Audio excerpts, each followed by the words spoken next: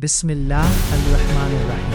अस्सलामुअलैकुम। इसराइल का लबनान पर मज़ीद हमलों का ख़तरा और आवाम को नक़ल मकानी का हुक्म। लबनान की सरज़मीन पर एक बार फिर तबाही के बादल मंडला रहे हैं। इसराइली फ़ौज ने जनूबी लबनान के रिहायशियों को ख़बरदार किया है कि वो फ़ौरी तौर पर अपने घरों को खाली कर दें और शुमाल की जानिब नक़ल मकानी करें। ये वार्निंग इस वक्त दी गई जब इसराइल ने मज़ीद वसी फ़ौजी कार्रवाइयों का इंदिया ज़ाहिर किया है। लाइक करें और सब्सक्राइब का बटन दबाएं। नक़ल मकानी का जबरी हुक्म। एक खौफनाक रात। कुछ ही घंटों बाद फ़ज़ाई हमलों की घन गरजने लगी। एक हफ्ते में 800 से ज़ायद अफराद हलाक और 5000 से ज़ायद ज़ख्मी हो गए। ये सिर्फ एदाद-ओ-शुमार नहीं, ये इंसान थे।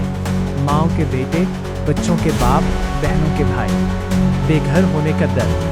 फातिमा, जो सूर के करीब एक छोटे से गांव से ताल्लुक़ रखती है, बताती है, हमें सिर्फ 1 घंटे का वक्त मिला। मैंने बच्चों को उठाया, कुछ रोटी पानी का इंतज़ाम किया और चल पड़ी। मेरा बच्चा पूछता रहा कि हम कब वापस जाएंगे। मुझे क्या जवाब देता। लबनान में 1.2 मिलियन अफराद बेघर हो चुके हैं। स्कूल बंद हैं, अस्पताल ज़ख्मियों से भरे हैं और सड़कें पनाह गज़ीनों के काफ़िलों से भरी हैं। एक बूढ़े का सवाल।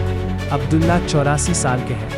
वो कहते हैं, मैंने 2006 की जंग देखी, लेकिन इतना खौफनाक मंजर कभी नहीं देखा। वो हमें हमारे ही घरों से निकाल रहे थे। हमने क्या जुर्म किया है। बच्चों के खोए ख्वाब। अली 10 साल का है। इसका ख्वाब था कि वो डॉक्टर बनेगा। अब वो एक कैंप में बैठा है जहाँ ना किताबें हैं ना स्कूल। मेरा बस्ता घर में रह गया। वो उदासी से कहता है, मेरा मुस्तक़बिल भी शायद वही रह गया। एक उम्मीद की किरण। 28 नवंबर 2024 को जंगबंदी का ऐलान हुआ, लेकिन अगले ही दिन इसराइली हमलों की इत्तलात आने लगी।